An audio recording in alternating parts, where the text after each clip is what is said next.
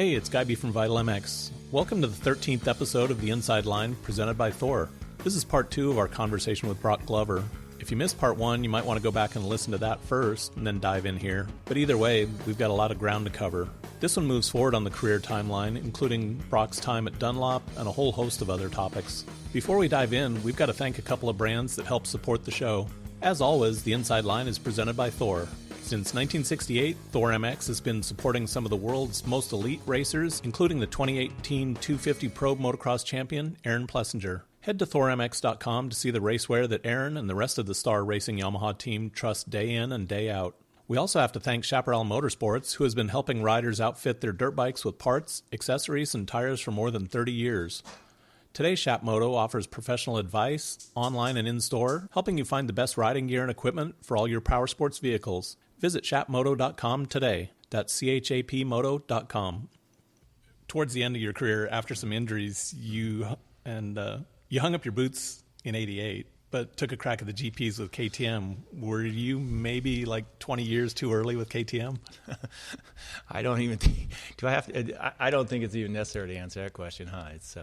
It's pretty kind of obvious. It's pretty remarkable what KTM has done. But 88, my last race on Yamaha, last AMA pro race I ever did was the LA Coliseum. And back then, the Supercross series and the outdoor series kind of went back and forth in between. They were all mixed.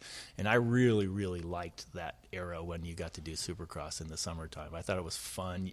It opened up a lot more venues. You didn't have to worry about rain and snow in the East Coast. You could race an open dome in the summer back east, or like we did at the LA Coliseum in the summer. And it's how I grew up watching Supercross, and how I always loved doing it. And so at the 88 Supercross, the last one was the LA Coliseum, and I ended up winning it. And, that was the end of my contract. Yamaha had kind of let me know that my time there had run out, and they were moving forward with a couple of other riders coming up. They had Mickey, and they had, I think, Damon Bradshaw kind of in the wings. And so at that point, it was like, okay, it's been a good career. And I had it in 85. At that point, I was kind of, arguably probably, definitely one of the top guys in the world. I think the MotoVert magazine had rated me number one, coming into that era there. And I was leading the Supercross and leading the outdoor championship and having good run. And then I broke my wrist, and that stupid navicular bone, I tried to race on it 2 or 3 weeks, and it caused the bone to not heal properly, and that it took me almost a year to get that bone healed. And today, in hindsight, you would go in and you would put a screw in it, you'd be back on the track. Yeah. You'd be literally back on the track in 2 or 3 weeks. But we didn't have that luxury back in 1985 to know how to do that. Other people that I know have hurt that have had problems with it, and it didn't heal properly. And I know even we talked about Dan Laporte. I think he has 2 small bones floating around and they never healed properly. And so.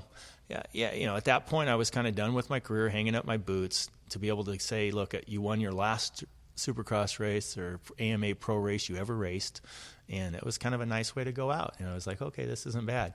And then I, living in the El Cajon area at the time, the KTM Western distributor was in El Cajon too at the time, and I got a call from a gentleman, Selvaraj, who's been at KTM forever, and he called me up and said, "Hey, just come down and meet with me, and I just want to talk to you about some stuff." So I came down there, and they told me about this plan where KTM really, they obviously they weren't dumb. They knew that the United States was the biggest dirt bike market in the world, and they really were not even able to scratch the surface yet. In Europe, they were fairly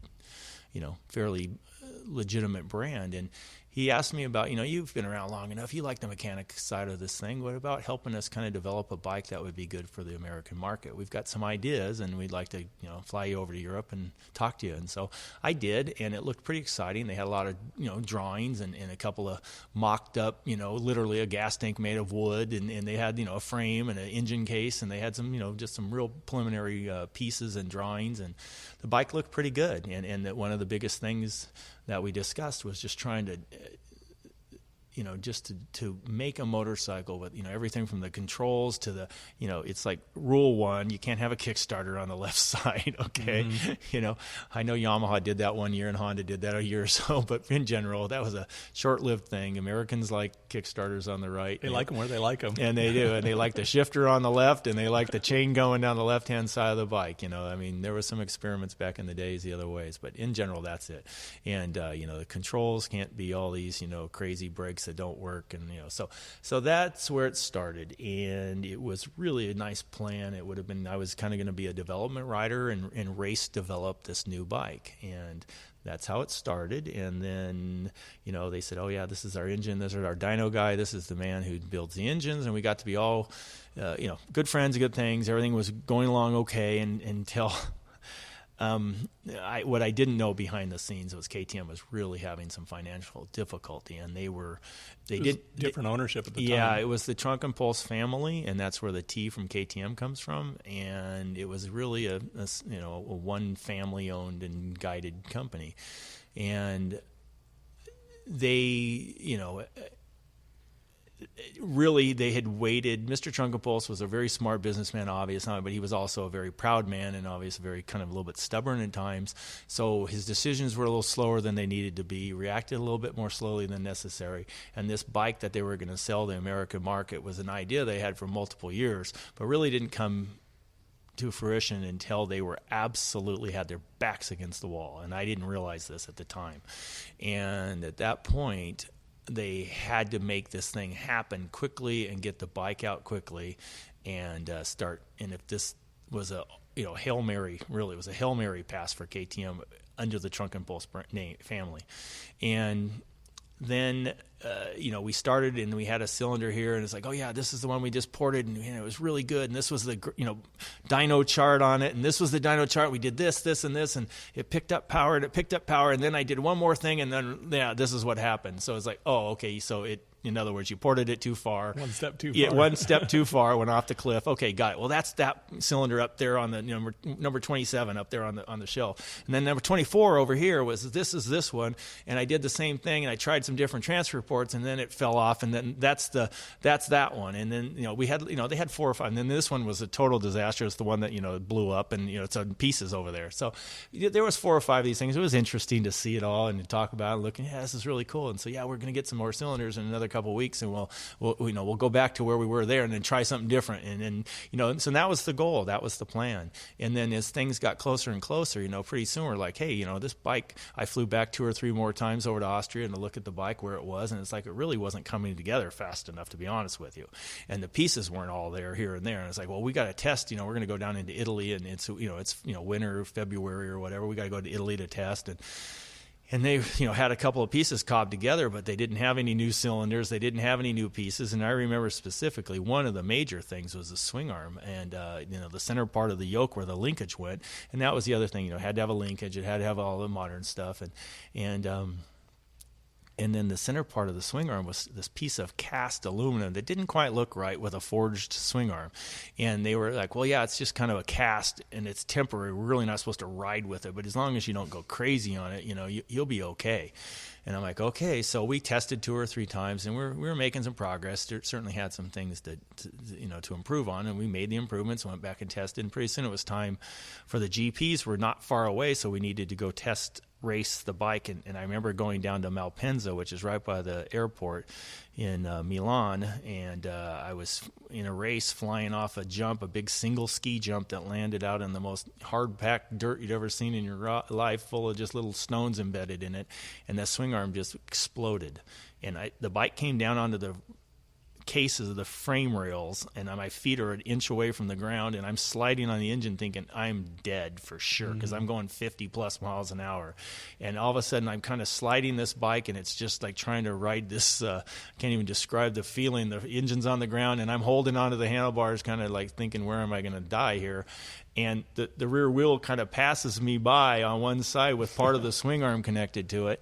And then I finally slid to a stop, and I can't even remember if I tipped over or not, but luckily I was alive, and I didn't die in Italy. And I look at this thing, and the chain's the only thing holding it on. It's got a 90-degree kink in the middle of the chain, and the brake line's torn off. There's hydraulic fluid all, and I'm like, this is a mess. And I was like, hey, man, we're really, really sorry. You really weren't supposed to be riding this bike with that cast swing arm on there, and so it's like, so where's the forged part? By the way, where are these cylinders? That we were supposed to be having a bike that, because it really bike didn't run very well, and so it was all said and done.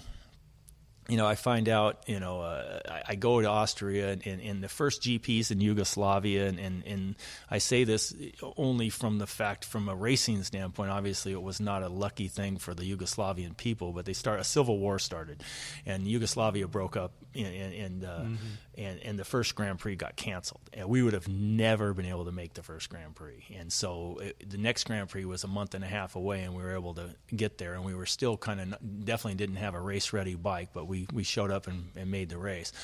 But, the bottom line is, I go to KTM, I'm staying there, and one of the guys that I dealt with who was in charge of export, and he's a really good guy, and I really liked him a lot. He says, "Hey, do you mind sharing your hotel room with a guy?" And I was like, "What?"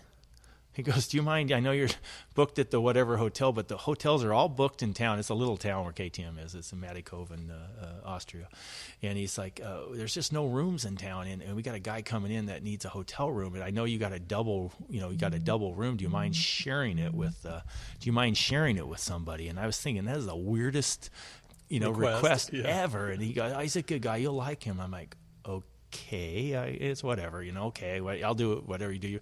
So sure enough, I shared the room, and this gentleman is he is a financier for the Austrian government. I didn't know that at the time, but when we sat there and we got to talk in bed, and he asked me so many questions, and finally I got it out of him that the Austrian government was coming in and taking over the company because they didn't want their financial situation was so bad that they didn't want all these people in Austria to lose their jobs, and so the government was taking over the business.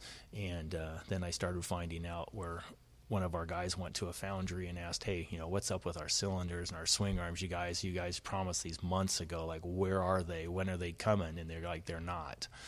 And he's like, "What do you mean they're not?" And he says, "They're not." He says, "You guys haven't paid your bills for X amount of time. We're not building anything for your company at all until we're financially made whole. And you guys, we're not building you anything." So bottom line is those two cylinders, that's what I raced with the entire year. We battled for multiple. Very rarely did something not kind of have a little bit of a hiccup here or there. I don't think I ever had really too many clean motos all the way through. And at the very, very end, I remember even calling up Mitch Payton at Pro Circuit and asking him, "Hey, can you build me some pipe or do something? Just see what you can do to help get some power out of this thing." And he did make me a couple of pipes that worked. And the one silly, kind of a strange thing being from my background, we ended up, what helped that bike more than anything that year, we put a Delorto carburetor on it. And I have no idea why that thing loved a Delorto carburetor. And all the people were like, "Yeah, Delortos, those are the go-kart carburetors."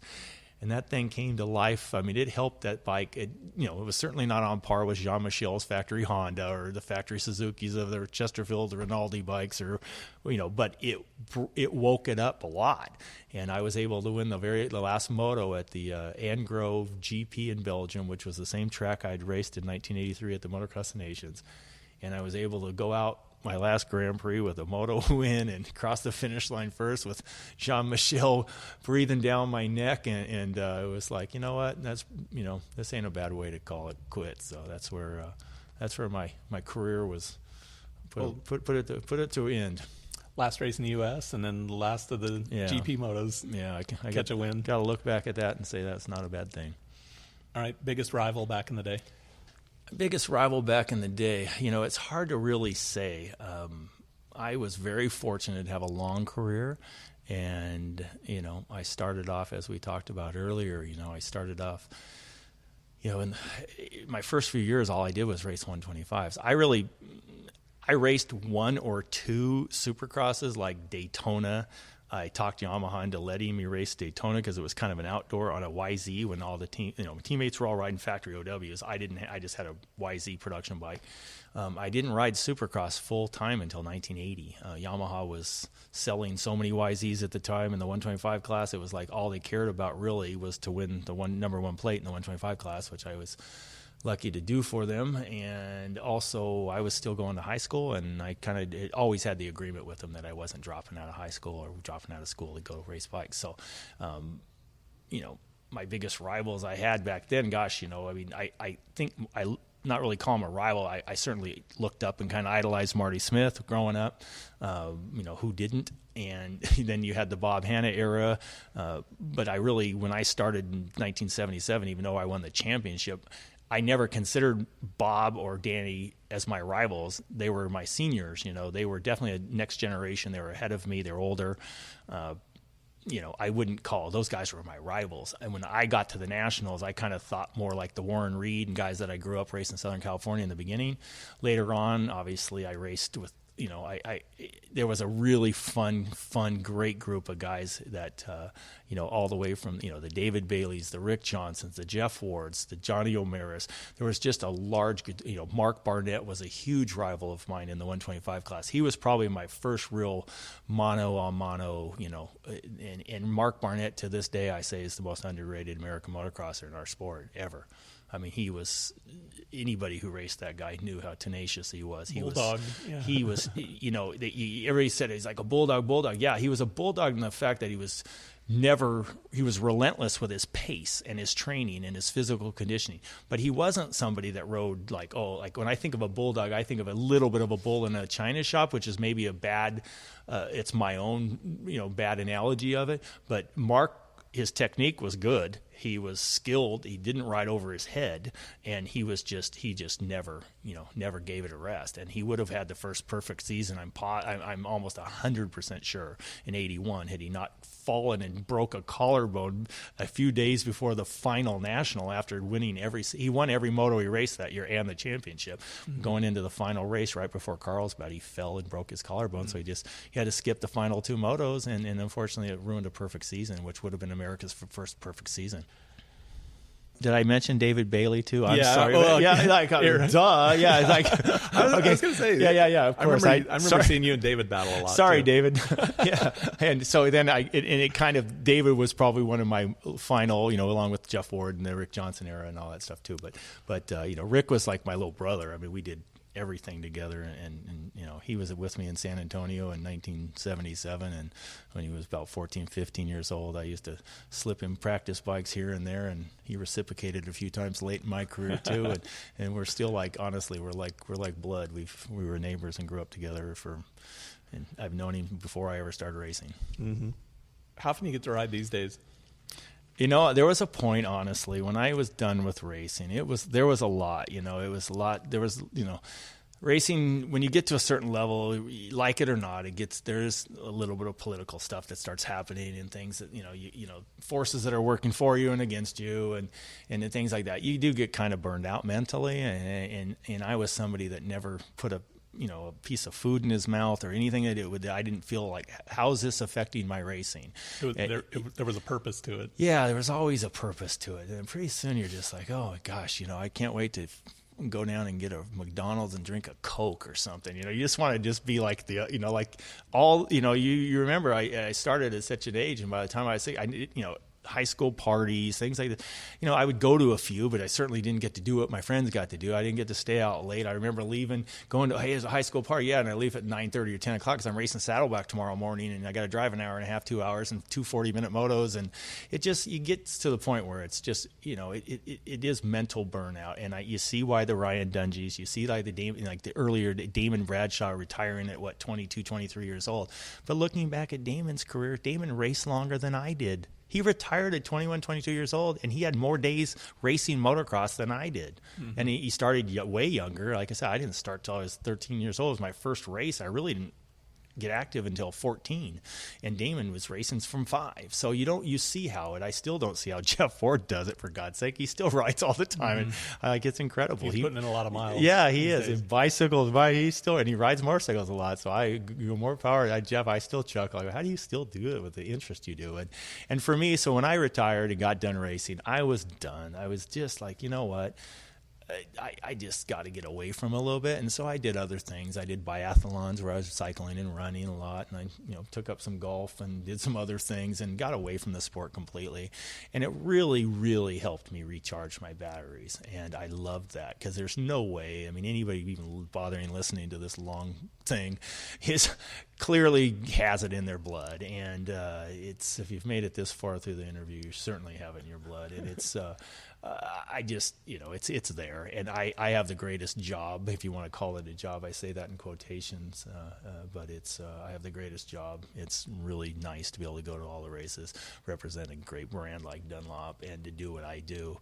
And now, I get to throw a leg over a bike. Sometimes it's testing a tire. Other times it's just sneaking out at Pala and getting a couple of motos in on the vet track. And, I don't have a crazy interest to race. I usually race, one race a year in Italy that I do that I really enjoy. It's modern bikes, old bodies, vintage bodies, and modern bikes, and they break it down into 70s, 80s, and 90s era. Then I've got a new project right now. I'm really starting to enjoy riding the vintage bikes, and the funny part is I'm building bikes that are kind of even pre my era, building some 74s and things like that. And so, but in general, when you start getting up to the 490 class, it's starting like, wait, no, okay, so this is better back it down. You better back it down. But the answer, but the funny, neat part is, as anybody that's been to vintage races and stuff, it's just such a good. It's kind of like I don't know. It's kind of a little bit of not bench racing, but it's just, we're all there for the same reason. No, everybody there knows that. Almost everybody. There's one or two guys here and there that can't figure it out. But remember that our best days are behind us, and we all want to be able to go to work on Monday, or at least walk around not limping. And so that's a lot of fun. But the bikes, like you take a 490 at a vintage race, that's a hell of a lot better motorcycle than I raced. I mean, you can do stuff to suspension. You've got the ability. I mean, Clark Jones at No Leans, or guys like the suspension he builds for these things, and these guys, the front forks, they're kind of pseudo cartridge systems, but they put them in these forks, and they're much better than what I raced. And the travels better. The dampening's more controlled, and you can make the motors run as good, if not better, than they did back then. So it's surprising to see how fast you can go on a darn 490, and then you break out in cold sweats thinking about it, and then I realize, get me back on that 74 that doesn't go very fast. Well, talk about how you transitioned into Dunlop.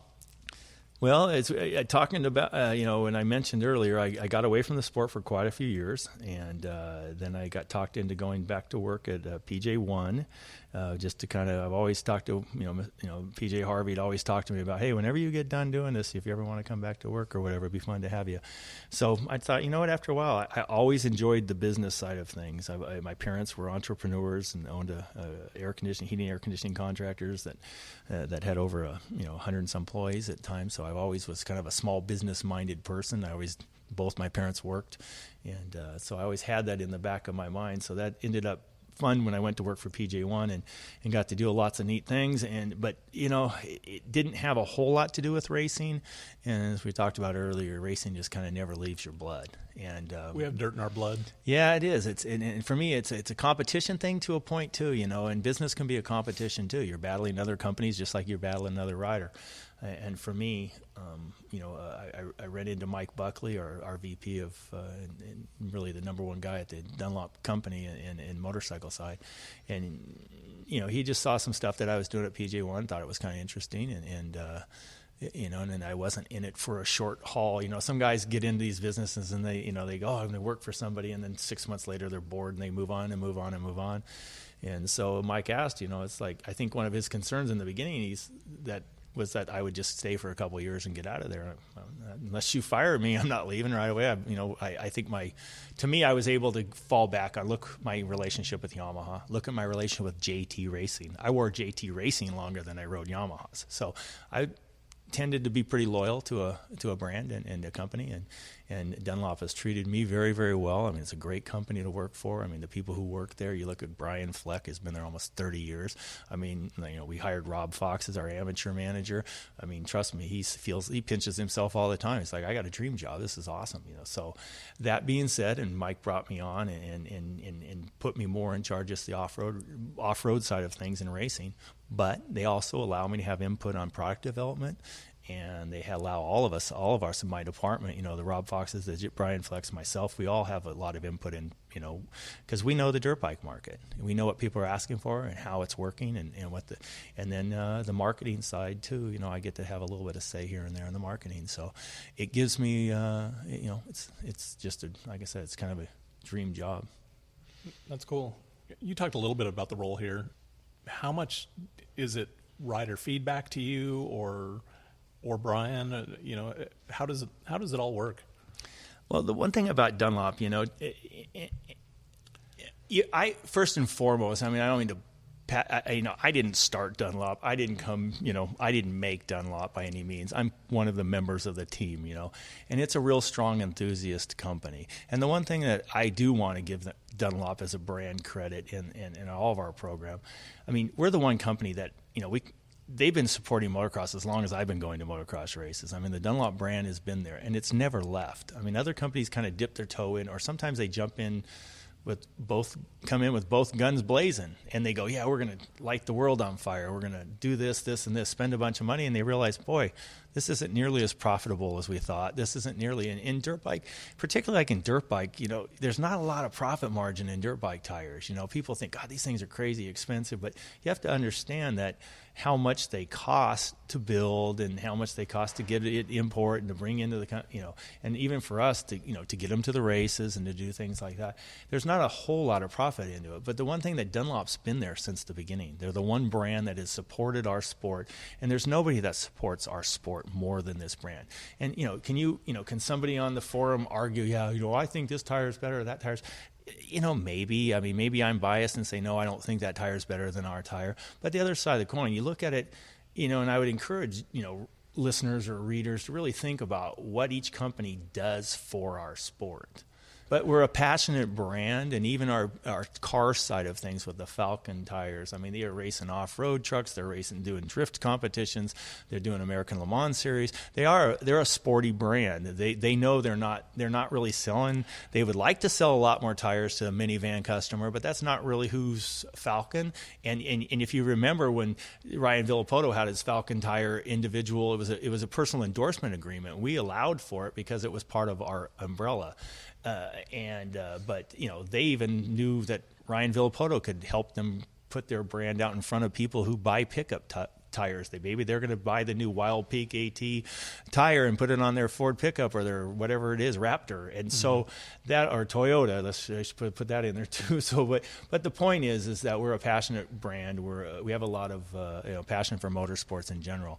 And Dunlop is the brand that's been there from the get-go, and we support from the Pee Wee riders all the way to the Eli Tomacs and the Marvin Muskins and whatever it may be. And we try to make sure, and my job is to make sure I don't overlook all the disciplines of it. So if it touches the dirt, it's I got to have some say in it, and I have some responsibility in it, and we try to give as much support as we possibly can, and sometimes, as my boss knows, I go over that a little bit, but right. But we are, you can't deny that Dunlop's been a very loyal brand to the motocross and the off-road, but particularly we're talking mostly motocross people here, obviously. Mm-hmm. We've been passionately supporting the sport from way before almost anyone listening to this has been born, so we haven't left.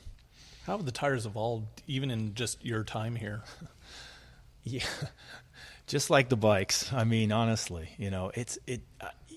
they do look like round little things with bumps, and that's what does kind of crack me up a little bit when people buy really like discount branded tires and they think, oh, it's just a knobby.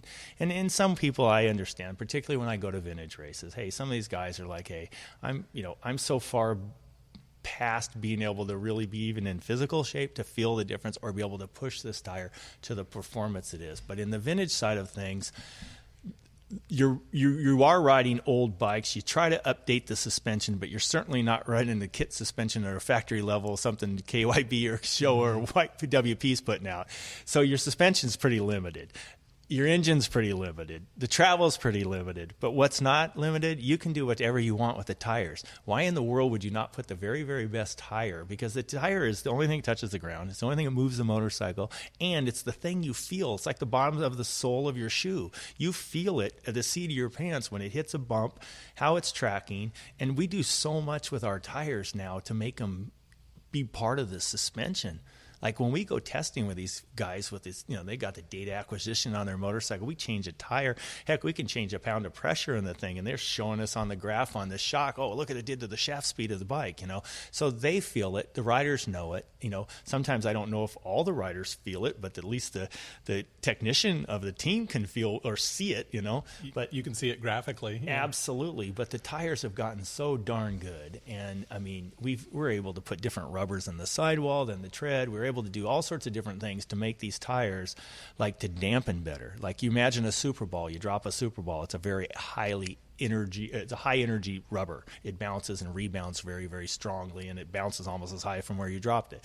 Now, if you put the opposite kind of rubber in a tire, you're going to get the thing not to deflect off of square edge bumps. You're going to get the thing to stay on the ground a little better and not, and just track better and make better traction. So you can, there's so many things we can do, and trust me, none of these things were available back when I rode. Mm-hmm. And the tires have gone so far, and I always, the single biggest thing, particularly like I talk about with the vintage crowd, is the biggest thing you can possibly do to upgrade your vintage bike is put modern tires on it.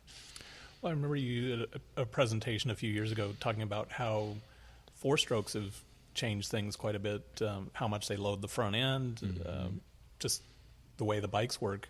Yeah, absolutely. I mean, if you remember when the Yamaha first came out with the 450, I mean, Dunlop actually made different spec tires for the four-stroke versus the other one. They had a J spec, and they had some other models that were designed because the 450, particularly at the time, it was a 400, then a 426, and a 450. But they do load. The bikes are a little heavier than the two-strokes are, and they also just load the front end a little bit harder.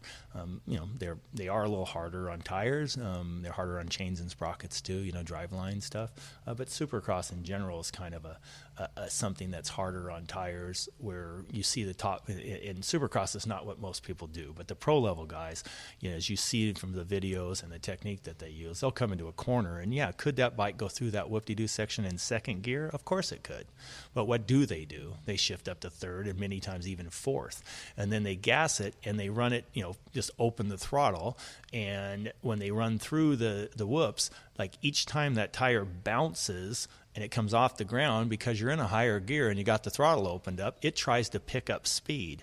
And we all know from a panic rev on a jump, if you start to do an endo, what do? You grab a handful while you're spinning the tire faster. What does that do? It drops the rear end of the bike. Well, each time between that whoop-de-doo, you have a mini panic rev going on, and that tire picks up speed, and it drops the rear of the bike, and it keeps the front end light and high, and then you're driving forward. And each time it hits that whoop, it's going faster than it was, the ground's going underneath the bike, and it tries to drive it forward. Well, what does it also try to do? It tries to tear the knobby off the bike too. So it is, no question, it's much harder to build a tire today with modern tracks and Supercross tracks and things. And power. Power. Mm-hmm. And many times, these guys with their scrubbing and their, they put such force on the tire trying to, the average consumer doesn't do that. And to build a tire, it's kind of a balance between trying to build a tire for the top level pro Supercross rider versus the average guy. And it is a difference. And many times the tire that, one I remember, I always think about the James Stewart days, because he was always pretty extreme in scrubbing bikes and doing things like that.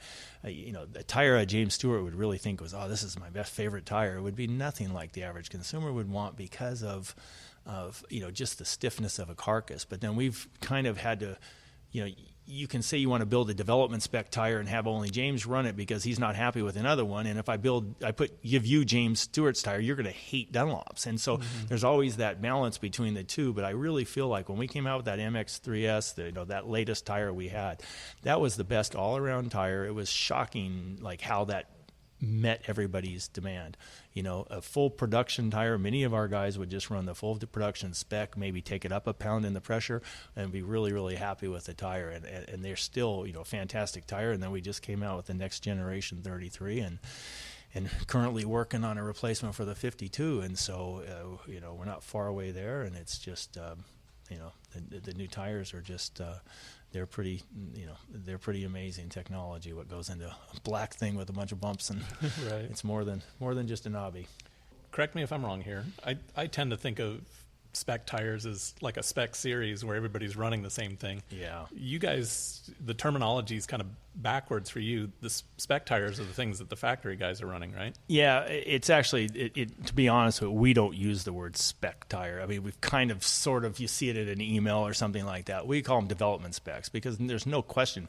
Why do we race? Why do we do what we do? We're definitely trying to develop tires. And we're, the 33 was a lot of feedback with certain riders. Like, for instance, some guys would complain about the 3S having a little bit too grabbiness in the rut and trying to climb the rut. So the 33 was a modified, we kept the knob placement about the same, and we took off a couple of little sharp edges that we found were the ones that were causing the tire to be a little bit grabby. So we're always developing tires, and we really refer to them mostly and prefer to refer to them as development spec tires. Gotcha. And that's where the word spec, you drop the word development, you get spec. Right. So that's what kind of happened. But it's pretty darn funny. I mean, the fact that people think, like you say, it's a magic bullet, but it's really not. And it's some...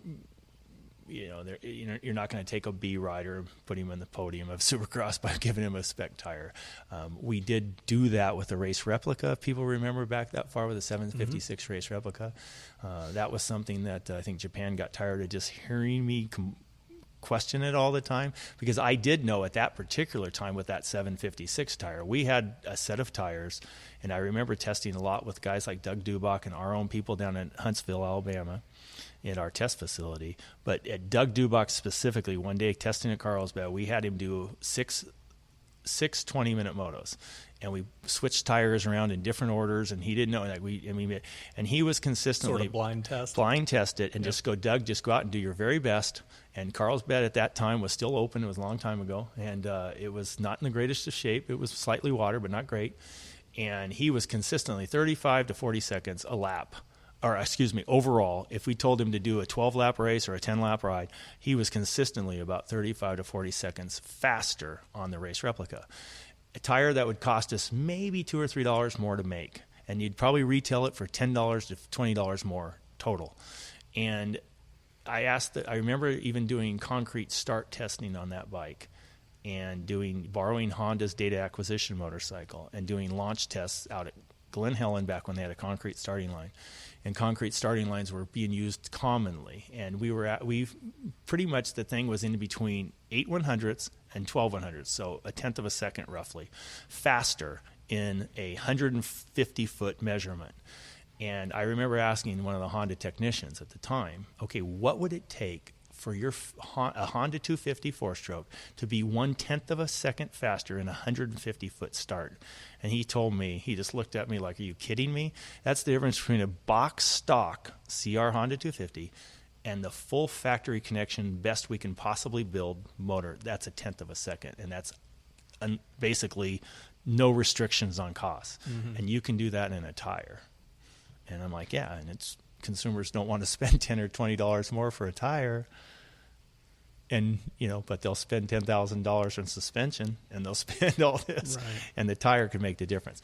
But that was pre-Geomax era. That was definitely pre the 3S model, and now we can't. We would bring back the race replica, but honestly, we haven't been able to find that kind of difference in performance. Mm-hmm. So until we can find something magical that's that much difference in performance, the race replica, it's not dead forever. It's just not, right now it's not a viable option because we don't have something that could do 35 seconds a lap, in a 10 to 12 lap race faster.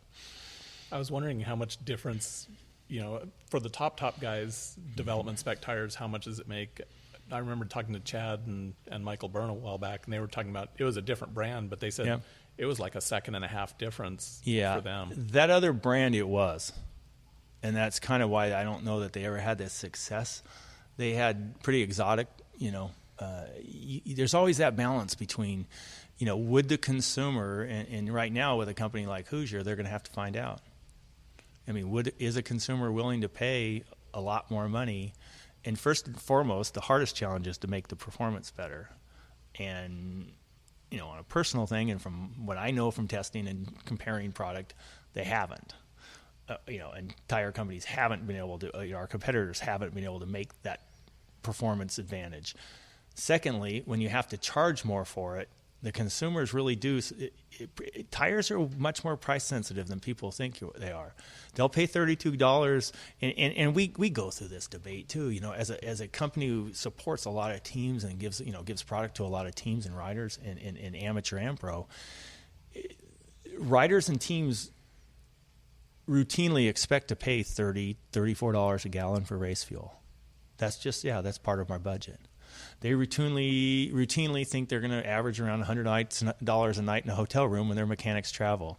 They routinely think this is what this is going to cost them and that's going to cost them. But when it comes to tires, it's like fixed costs. They have fixed costs, and it's like they want it for free or very discounted. Mm-hmm. And it's kind of funny how that is. It's like race fuel. Oh no, nobody gives away race fuel, so we'll pay $30-some a gallon for it.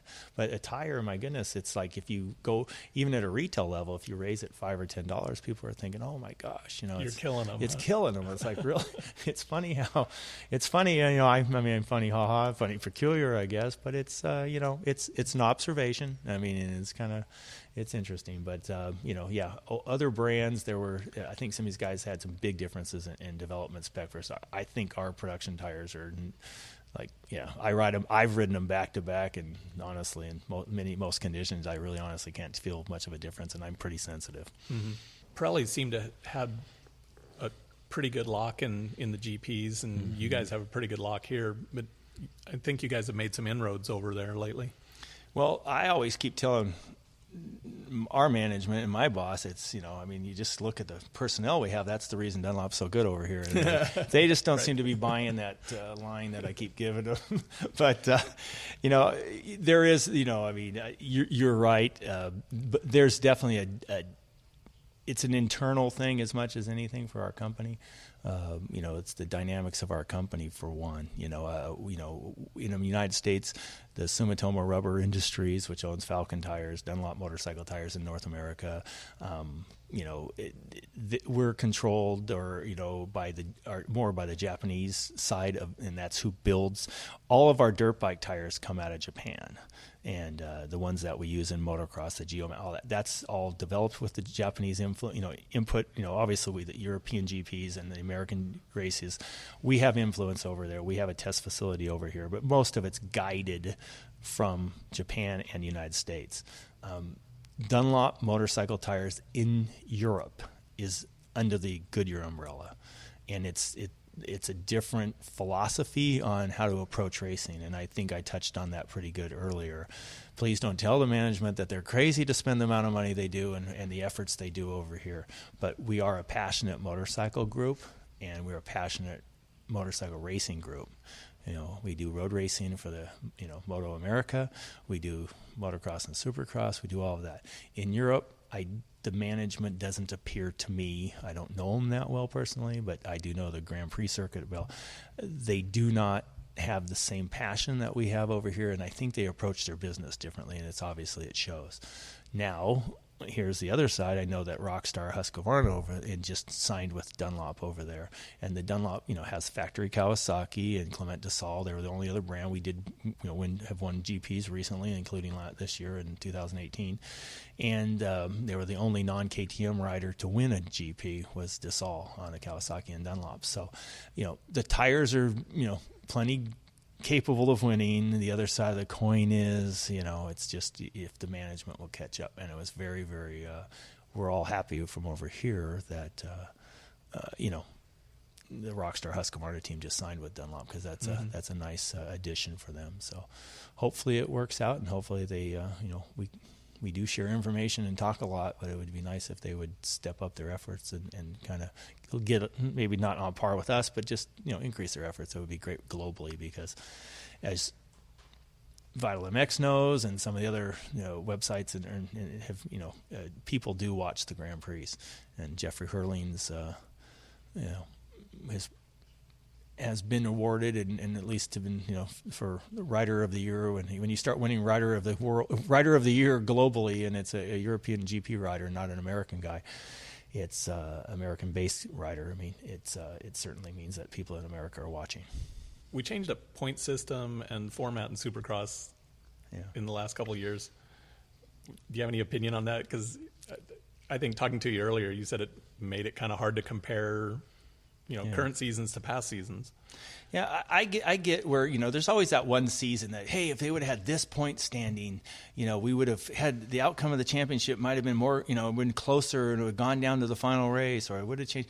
But in general, there's always, for every one of those examples, there's 10 more that would have not changed a darn thing. And I just really didn't like seeing them come into a established sport, with the AMA and the FIM. I mean, I remember back when the old Let Broc Buy thing, I remember Motocross Action ran a little small piece because at that time in 1977, in 76, I think was the first year they went to the 25, 22, 20 point system in AMA. And the FIM had not adopted it yet. And FIM was kind of struggling to figure out what their system was. And I believe they paid like 15 for a win and maybe 10 or 12 and 10, and they didn't pay back as far as 20th place. And so the FIM, I believe in 1977, was still using their system. AMA was using the current, what we use in the outdoors now, and the one we've used for all these years, except this last one in Supercross. And I remember Motocross Action ran this thing, like if Broc Glover, if the point standings were used like the FIM point standings, then they did the point total, and I would have won. It wouldn't have been a tie. There would have had not needed to be a Let Broc, whatever it may be, right? It would have turned out differently. It would have been in my favor even more because I had more moto wins by far than the other people. So that being said, FIM realized, hey, maybe we didn't pay back far enough. We're going to adopt the AMA. The AMA and the FIM got together and said, this is going to be our universal point standings. And the AMA Outdoor National Championship still uses that. The fact that they changed it, it's not like they went to 50 to win, or, they changed it 1 point. And they said, well, we got 22 guys, and the last 3 guys at least get a different point. Really, the last 3 guys, does that really, I don't think it matters. To me, what I don't like about it is it's the sole standing series of any notoriety in our sport of motocross and supercross globally, basically, that uses this completely outlier point standings. And it's only, like I mentioned, it's 1 point difference for a win. It's and it's only a couple of points here and there. And it also makes it impossible to kind of look back and say, especially the race series that's been 17 rounds for quite a while now, you can't look back and say, well, so and so earned this many average points. His average points earning per year was this, and he won the championship. And gosh, 2 years ago, look, the guy's average point was he earned his average was 22.4 points, and the other guy was 20. It doesn't matter anymore because you can't compare. Mm-hmm. And his average, you can't compare. Oh, he earned this many points for the championship. That guy 4 years ago that. So I just think change was a change for no reason, or no, I guess justified reason. I think they should have just left it alone and make it the same. And that's just, I guess someday when I'm king, I get to make my rules. I don't know. You've been on winning Motocross of Nations and Trophy Destinations teams and had a chance to watch the race this year at Redbud. What's Team USA doing right and wrong? The first one is a short answer, I guess, right? What they're doing right. I mean, it's obviously proof's in the pudding. Clearly some things are not being done right. I mean, a lot of people can look back and say we do have a very strong emphasis on Supercross. I mean, 1 week later, Eli Tomac wins $1 million and never looks like he missed a beat. Was he testing Supercross right up until that point? I don't know. I think Eli's performance at Redbud, for right or for wrong, had a lot to do with his starts. You give Eli whole shots in all 3 of his races, outcome would have been, his results would have been dramatically different. Would he have won both motos? I don't know, but I can tell you right now his results would have been a bit different. The track was difficult to pass on. It was difficult. I saw the riders struggle with it. There were a lot of decisions made to pull in and get goggles and things like that. Boy, I've been there a million times with the school goggles that were even worse than the new ones, and I just always found that pulling in and losing 4 or 5 spots, you'll never gain those back because you catch up to a guy. And especially with the 4-strokes, the modern bikes, and obviously most everybody was running the paddle style tire, which even makes goggle and vision a bigger issue. You get blasted once. And yeah. Every corner, you can go through a whole pack of tear-offs in a lap or two if you don't manage it. I did see some techniques, riding techniques. Riders were ducking their heads a little bit more, it seemed like, from the European riders. I don't know if the American riders have forgotten how to do that, to dodge roost or not. Or, I saw Caroli, I think, had an extra lens taped to his old school technique, tape an extra lens to your visor. Gosh, even back in our old days, sometimes, this is crazy as it sounds, but I remember taking drills and taking a lens of a goggle and putting 2 or 3 holes across the vision part of you right in front of both of your eyes and on each side, and just kind of, it gave you almost like a keyhole peephole that if you really truly felt like you still needed your goggles on, you could still see. You just kind of looked through that area when you could. Or, I did see guys win motos with goggles, no goggles on, and our guys just tended to not drop their goggles and maybe trying to protect their eyes, and I understand that. I don't think that sandy conditions really were such a concern about, other than getting sand in your eyes. I don't think what concerns me about dropping goggles, obviously getting hit with a stone. I mean, that's can blind you, and it's safety. But there was just some stuff that happened that, but I look back at times when I was on the team and we had 4 riders, and we were all, I remember one of the first year we were all on different brand of bikes. We had all 4 Japanese manufacturers represented, and we were sitting together. We had lawn chairs together. We discussed lines together. What are you doing in this corner? What are you doing in that corner? What are you going to do here, there? We worked as a team. And I saw that team thing kind of slipping away, and each team is more isolated. I don't know if the manufacturers are afraid that they're, in Roger, this year in Roger's case, he was he's a KTM guy, and now he's the director of racing at KTM Husqvarna. So clearly Kawasaki and Yamaha and these guys aren't going to try to, they don't want him under their tent necessarily, seeing what he's doing with the, setup of the bike, laptop, and it kind of makes it hard to be a manager.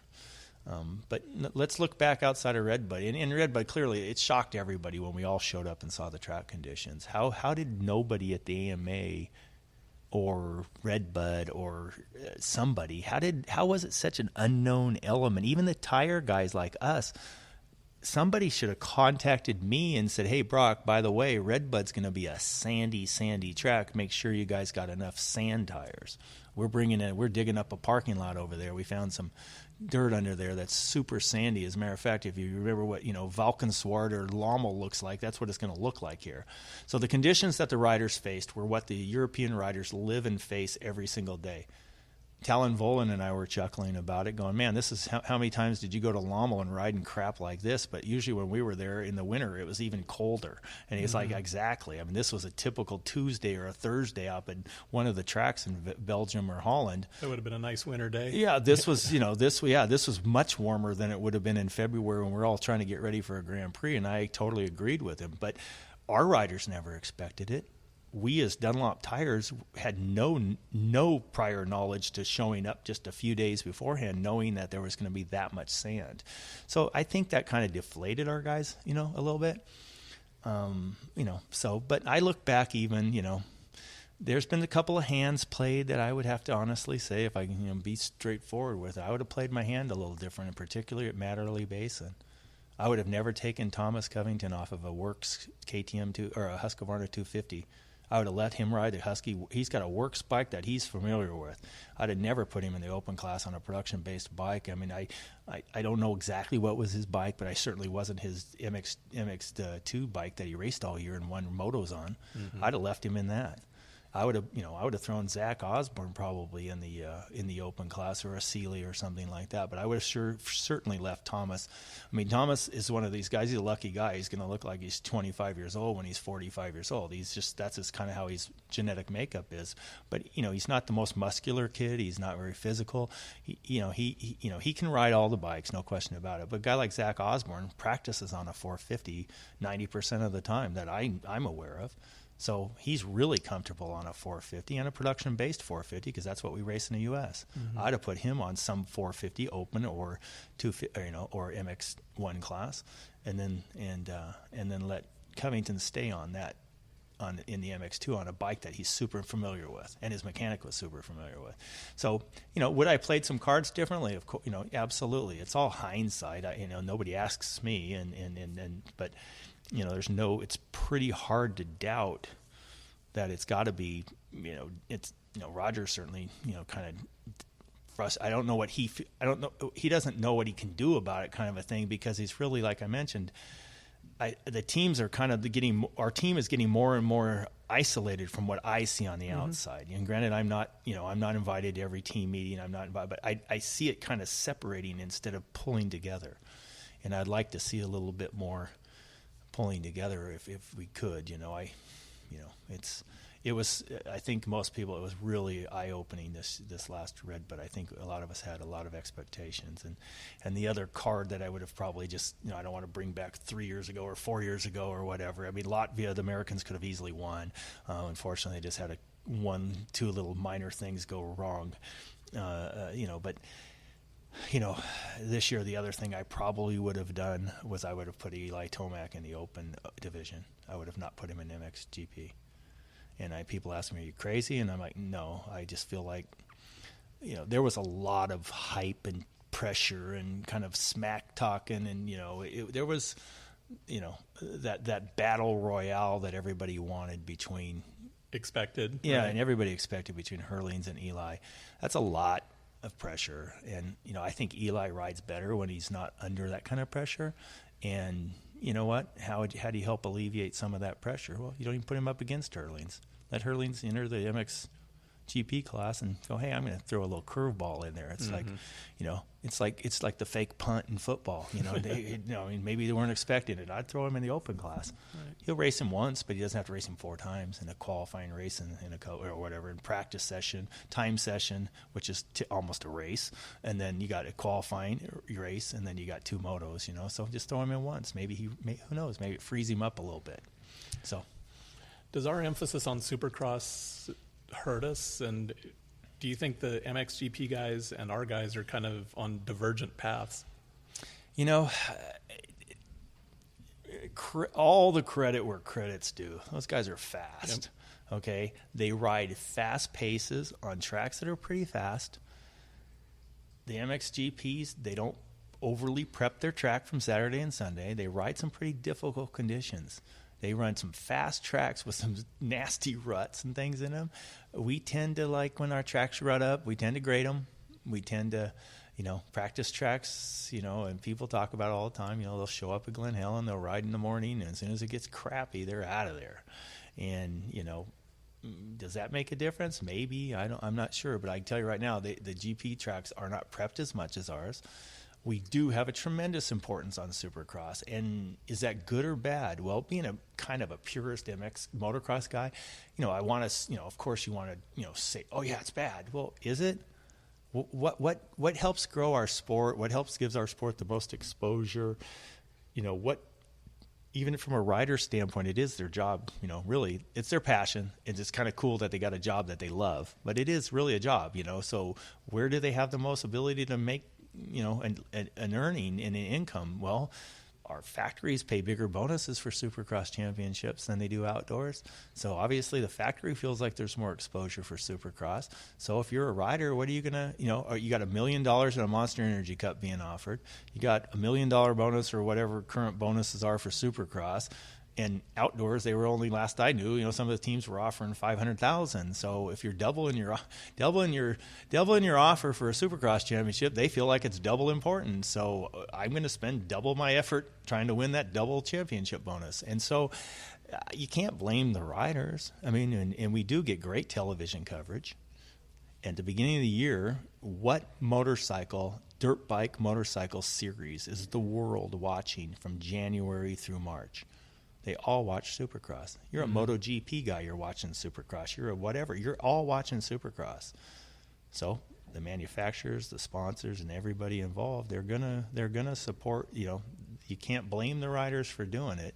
But does it affect how we perform in Motocross of the Nations? I think it does. I mean, and trust me, Herlings, he rides and trains as hard as anybody. And he wants to win as bad as anybody, and he's got a big desire to win. You're not going to stop him. But the part that I think Americans in general and the people I talk to were probably the most disappointed about is, how does a guy like Glenn Koldenhoff, how does he somehow just, you're talking about punching above your weight in a boxer, right? How does that guy punch so far above his weight every Motocross of the Nations? The guy won the last moto at Latvia many years ago. He's no spring chicken. He's not some 18-year-old kid. And he beats Herlings. Herlings was so disappointed when he came across the finish line. And I think some of it was, that Netherlands could have easily won the championship had they had one finish in the 250 MX2 class of any decency. But I think more than anything, when Koldenhoff beat him and he flat beat him, Herlings couldn't run him down. you know that Herlings had one motive only. If we can't win this, Netherlands can't win this thing. Herlings came there to do one thing, really, and one thing only: have Netherlands win, and more importantly, really for him, was to go 1-1. Show off what he could do. Yeah, he wants to showcase. I'm 1-1, and I'm the best rider in the world, and the Netherlands just won. When he crossed the finish line going 1-2, and behind his countrymen, like, dang, it wasn't Caroli. It was his own countrymen who hadn't come close to his ability, or even rivaled him at all year long, and then to do that right there. So Kohlenhoff clearly stepped up his game. There's multiple riders who step up their game at the Motocross of Paul Nations. N does the same thing. It seems like every year Paul for N, France. exactly. And the French riders, they have 4 or 5 guys they could win that championship with. You know what I mean? It's not just, Marvin was left off. So guess what? They still won. They're number one. He was injured. He didn't ride. Okay, who'd they substitute it with? Marvin again. There was another guy. And then next thing you know, it's one thing after another. And it's like, those guys punch above their weight. And the Americans, no doubt, all 3 of our guys kind of punched below their weight. And it was disappointing for the American fan, and they expressed it all over your sites and all the other ones I read too. And I hope personally, on a personal thing, I just hope it doesn't deflate our guys to where they just finally go, what's my risk and my reward? What's my benefit of even participating on the team? And then I don't want to see our guys get so hammered over their performance that the next time we try to pick some team, some of the guys just say no, thank you. I hate to see that. Yeah, Assen may be a little tough next year too. Man-made sand track. Yeah, and I look back at that, and I think about Assen. Okay, so what are you going to do for Assen? What is the plan for the American team? Well, hey, maybe some of these guys, maybe the AMA could possibly look at the schedule in advance, and the MX Sports guys look at the schedule in advance and go, hey, let's schedule an off weekend on the Assen GP. Well, great plan. Problem is they don't have an Assen GP. They had an Assen GP this year to test out the track, I believe, but this next year the Netherlands GP is not Assen. So it's like, darn. Okay, so you can't even have that option. So what are you going to do next? I guess you're going to get down as a team and we're going to study the film from 2008 Assen GP. Or live at Lommel for a couple weeks. Yeah, so go to Lommel a couple weeks early, but they should, no question, absolutely, in my mind, they need to get a copy of the television coverage of the Assen GP this year and look at it and study it and see what lines develop and how the track is. When they get over there, they go, okay, well, they changed this, they changed that, but they kept all this the same. And look what happens between the first moto and the next moto and whatever it is. This is a good passing line. That's a good not a passing line. They got to watch film. It's no different than a football team. So I think it would be wise if they really did study the film on it and see how the track, because Assen's that's going to be a tough one. And so now you're looking at, now you're kicking yourself going, where's 2020? Where can we really where's the American team have the best chance of winning? But hey, tell that to the 1981 team that went over and won in Lommel, that had no chance, and it was a B team or C team, really, honestly. It was not, I don't even know if it was the B team, and they went over and won in Lommel. So you can't tell Chuck Sun and Johnny O'Mara and Donnie Hansen and Danny Laporte that you can't win in Lommel. That was against all odds. So. Yeah. And on the personal side, your son Dane has cystic fibrosis, and you've been a huge proponent of trying to find a cure for it. Yeah, that was talking about something in your life. All the races, all the things, and everything I've done in my life, the hardest thing in the world was to sit there and listen to a doctor tell you that your son, you're most likely going to outlive your child, and I honestly, when it happened when he was 5 years old and I was sitting in the doctor's office, we didn't even expect it in any way, shape, or form. As a matter of fact, I was there by myself. My wife had a business meeting up in Orange County, and she's like, she's just going to tell you something like he's probably got, something, I don't know, fructose intolerance. We're going to have to back off the apple juice, or, maybe it's lactose or something. And no, we found out he had cystic fibrosis, and if you look it up on the, the Live Strong website, it's the deadliest genetic disease, period, number 1, cystic fibrosis. Nobody outlives it. And it's like, wow, this is beyond, you can't even describe it. Since then, that 2007 when I was told that, and today there's been some remarkable new medications that have made their way through the pipeline, and cystic fibrosis they claim only 40,000 people in the United States, maybe 75, maybe possibly even 100,000 in the world have it. But in general, it's what they classify as an orphan disease. It's a smaller amount of people have it. It's not millions of people. It doesn't get government funding. And as disappointing as that is, at times I think it's a better thing because it's like it's like the KTM of of diseases and drugs, where KTM, how did KTM get kind of where they are today? In the beginning, they were smaller and faster and could maneuver quicker and make changes. KTM would pick a target of an off-road desert rider, and they would say, okay, instead of just making one motorcycle that and kind of aim at the target and make a bunch of little dents like a shotgun would, we're going to blow a hole in the center of that target by building an exact motorcycle. If it's a transmission change and it's a suspension change or whatever displacement change, we're going to build an exact motorcycle that's really good for that application. And again, they did it in motocross, and they did it in enduro GNCC trail riding by changing the transmission in a trail bike. And GNCC isn't the same tranny you run in Hare and Hound in Southern California.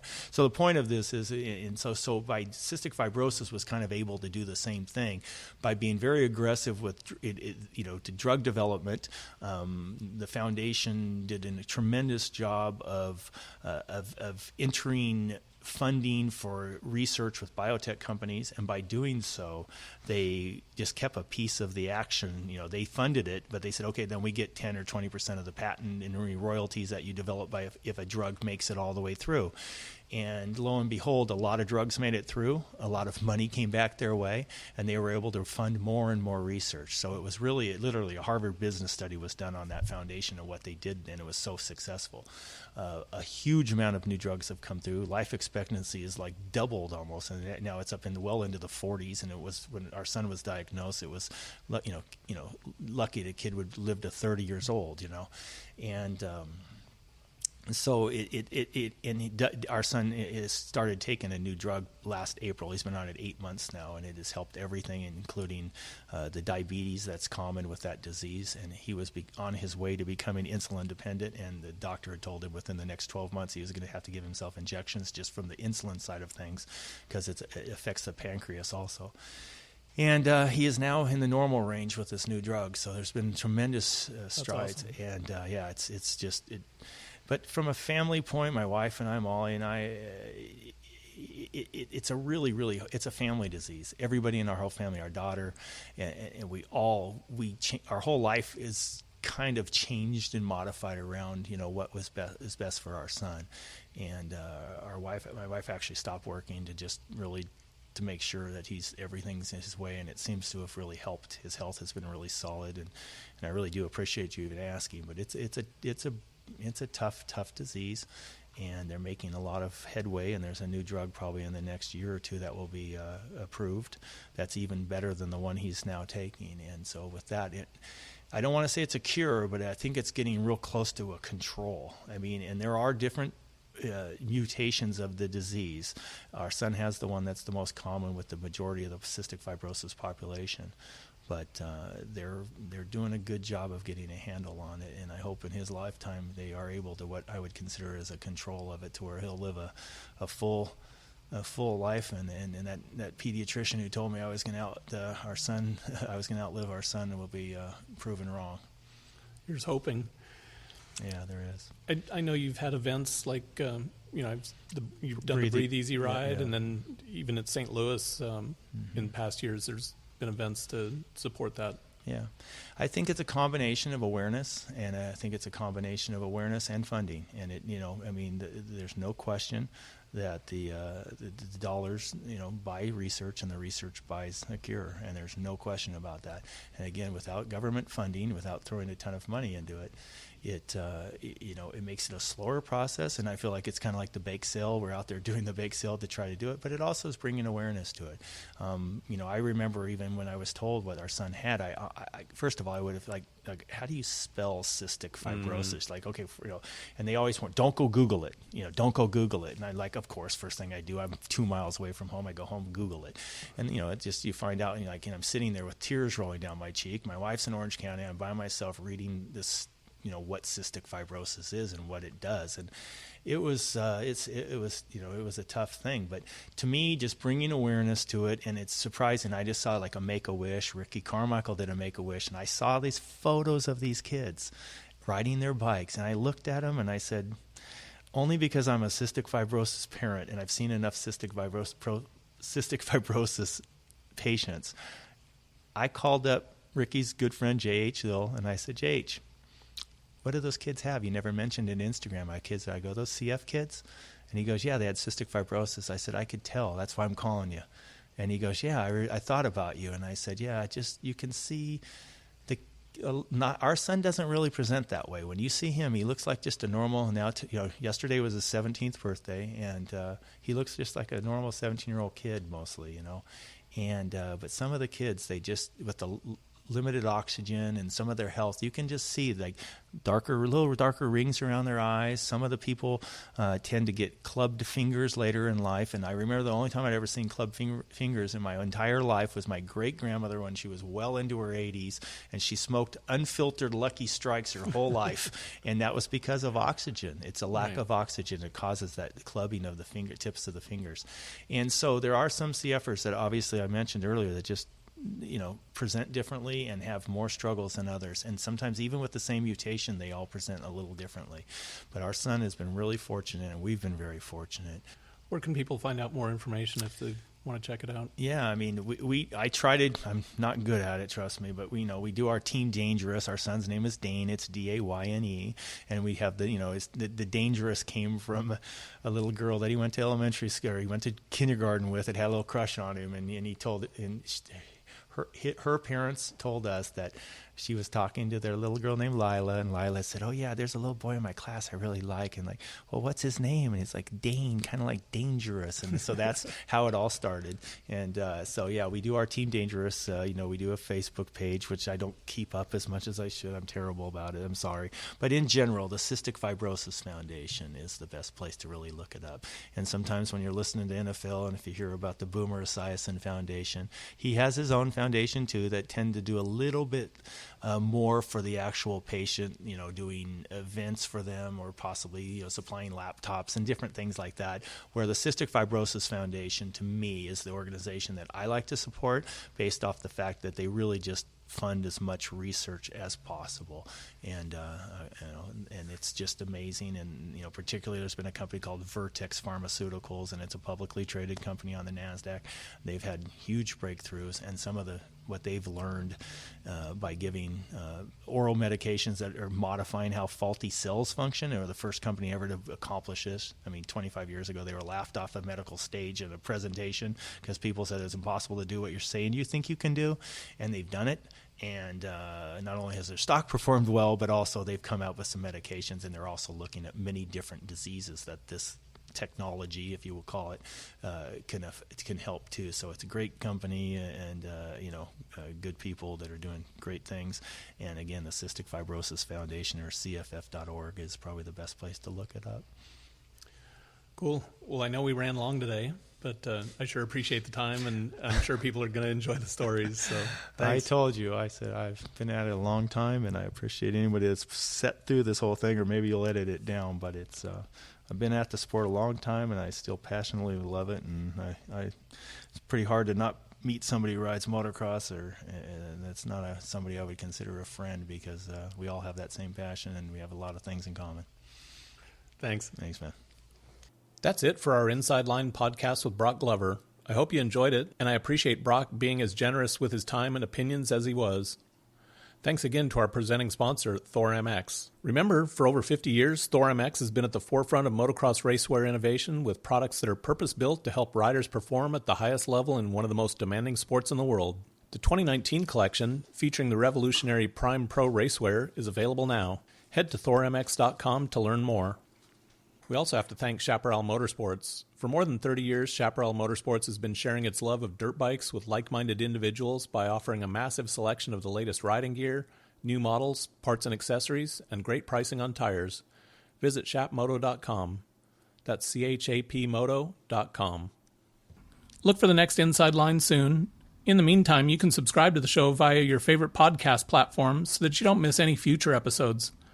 You can also go back and check out previous shows. If you're feeling really generous, leaving us a rating and review always helps. Thanks.